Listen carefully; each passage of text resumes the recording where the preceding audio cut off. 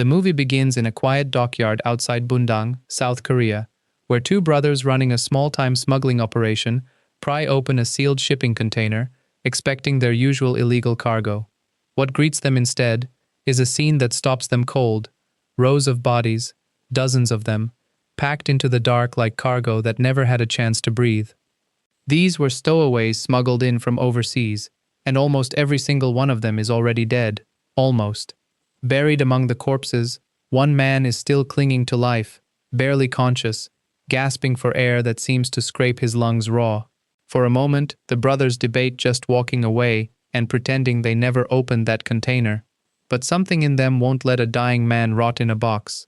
They haul him out, load him into their truck, and set off to find him help. It's a decision that will cost South Korea everything.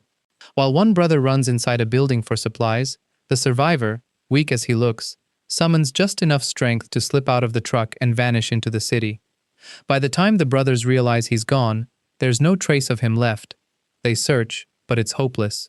He's already gone, and he's already contagious. Not long after, one of the brothers starts coughing. It seems minor at first. Exhaustion, stress, the cold. He stops at a pharmacy for something to take the edge off. He has no idea that with every breath, every cough, he's seeding a citywide catastrophe. The pharmacist doesn't know it either. Nobody in that store does. This is how outbreaks always begin, quietly, in places too ordinary to suspect. Now we shift to the man who will carry much of this story on his shoulders, Jae-hyuk, a firefighter who spends his days pulling people out of disasters most of us would run from. We meet him mid-rescue, dangling above a cliffside where a car teeters on the edge. A doctor named In-hae trapped inside. He gets her out safely, and in the chaos of gratitude and adrenaline, she realizes she's left her bag behind in the wreck. He climbs back down without hesitation and retrieves it for her. It's a small gesture. It will turn out to matter a great deal. Before he can return the bag, his phone rings. It's In-hae's daughter, a sharp, independent kid who's clearly used to fending for herself while her single mother works brutal hospital hours. Jae-hyuk delivers the bag himself, and an easy, warm friendship forms between him and the little girl almost instantly. It's the kind of bond that feels inconsequential in the moment, but the film is quietly building the emotional architecture that everything else will collapse onto later. That same night, In-hae gets called back to the hospital for an emergency. The patient who arrives is one of the smuggler brothers, and despite everything the medical staff throw at him, they can't save him. He dies on the table. Going through his belongings afterward, the staff find his phone, and on it, footage he recorded inside that shipping container. The moment they press play, the horror of what's coming becomes unmistakable. Outside, his surviving brother waits, distraught, refusing to tell investigators anything about the illegal operation that got them into this mess. When he learns his brother is dead, grief breaks him completely. He rushes past staff to embrace the body, and in doing so, brushes against doctors and hospital workers without anyone realizing the danger in that contact. The virus doesn't care about grief or rules. It just needs proximity, and now it has plenty. Meanwhile, In-hae's daughter sneaks off to bring food to someone hiding in an abandoned lot. The very man who vanished from the smuggler's truck. He's deteriorating fast, and he begs her, repeatedly, to stay away. Then the coughing starts, violent and uncontrolled. She doesn't understand the science of what's happening, but she understands enough to be scared. She calls the one adult she trusts completely, Jae-hyuk. By the time he gets there, the man is gone again, swallowed by the city he's about to bring to its knees. From here, the infection doesn't trickle. It floods. Coughing fits ripple through Bundang. Emergency rooms fill faster than staff can process. Reports of a mysterious, aggressive illness start cropping up in clusters that are too close together to be coincidence. Investigators finally trace the source back to that original shipping container, but by the time they get there and destroy the evidence inside, it's already a meaningless gesture. The damage isn't sitting in a container anymore. It's in the air, in the hospitals, in the bloodstreams of an entire city. When researchers finally study the pathogen properly, what they find sends a chill through every official in the room. This virus doesn't take weeks to kill. It takes a day, maybe less. Left unchecked, it won't stay confined to Bundang. It will tear through the rest of South Korea and spill across borders before anyone can stop it. Health officials push hard for an immediate lockdown. But bureaucracy moves slower than disease, and the country's leadership hesitates at the worst possible moment. As infections climb and panic spreads through the streets, the government finally authorizes an evacuation of anyone still showing no symptoms, a desperate effort to save who can still be saved. In-hai refuses to be one of the evacuees. Her work isn't finished. But her daughter isn't with her, she's with Jae-hyuk, and the two scramble to reunite at a shopping mall, racing against a closing window. One last flight is leaving, before Bundang is sealed off entirely. Everyone who can get there is sprinting for the airport. Inside the mall, society is already fraying. People grabbing whatever food, medicine, and supplies they can carry. The second lockdown is officially announced. Jae-hyuk, In-hye, and her daughter barely slip out before the doors lock behind them for good. At the airport, In-hye begs Jae-hyuk to get on that plane with them. This is the last way out, she tells him. He refuses. His place, he believes, is with the people still trapped inside the dying city, not on a flight to safety. It's a quiet, devastating moment of two people choosing different forms of duty. But the airport has one more gut punch waiting. As In-hye and her daughter approach the gate, the little girl coughs. It's small, it might be nothing. But might be nothing isn't good enough anymore. Officials pull them aside instantly, and no amount of pleading from In-hye convinces them otherwise. The last flight leaves without them. What follows is full martial law. Soldiers move through the city, herding thousands of civilians into a massive stadium for mass screening. Anyone with symptoms is yanked into quarantine, with results promised within 48 hours.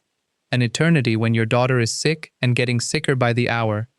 Because that's exactly what's happening. In-hye watches her daughter slip toward the same symptoms that have killed so many around them, and she makes a decision that breaks every protocol she's ever followed.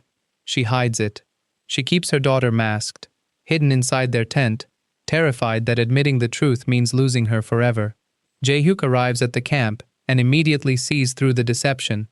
Rather than report it, he chooses to protect their secret too, because he understands exactly what In-hye is fighting to hold on to. Then comes a discovery that could change everything. Doctors finally locate the original survivor from the shipping container, the man who started this entire nightmare. Against every expectation, he's still alive. Not just alive, recovering. His body fought the virus off on its own, which means his blood might hold the key to beating this thing entirely. Researchers isolate him immediately and start studying antibodies that could become humanity's only weapon against the outbreak. Around this time, In-hye's medical colleagues track her down in the quarantine zone and pull her back into active duty. But while she's working to save strangers, her own daughter is fading. Every hour without treatment chips away at the time she has left. Eventually, with no antidote yet approved and no time left to wait for one, In-hye makes an unauthorized, desperate move. She injects her daughter with the experimental serum herself, gambling everything on a treatment that hasn't even been proven yet. Security catches her in the act and hauls her away for questioning before she can even explain. Worse, when officers find her daughter unconscious, they assume the worst and move her, without a proper check, toward an area reserved for the dead. Jae-hyuk finds out and refuses to accept it. He tears through that grim holding area, searching face after face, until he finds her. He lifts her up and carries her out himself, racing against the same clock that's been ticking through this entire film. At the same moment, panic ignites across the quarantine camp. A rumor spreads that the military has begun quietly killing infected civilians to control the outbreak. Whether it's true or not barely matters. Fear like that spreads faster than any virus. And just when there seems to be real hope, confirmation that the original survivor's blood can produce a working antidote, tragedy strikes again. As the medical team tries to move him to safety through the chaos, rioting crowds intercept the vehicle. In-hye is right there trying to protect him, but he's fatally injured before they can get clear. He dies in the vehicle, taking with him the only confirmed source of antibodies they have. It feels like the end of the road. But In-hye remembers something crucial. Her daughter received that same experimental serum, and according to Jae-hyuk, she's actually showing signs of recovery. That means her blood might carry exactly what the antidote team has just lost. There's just one problem. The head of an international health task force is dead set against letting anyone, sick or healthy, leave the quarantine zone, no exceptions.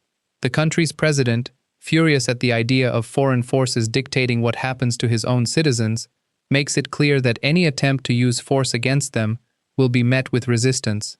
It's a standoff now, soldiers facing off against a terrified, trapped population, and the tension is almost unbearable.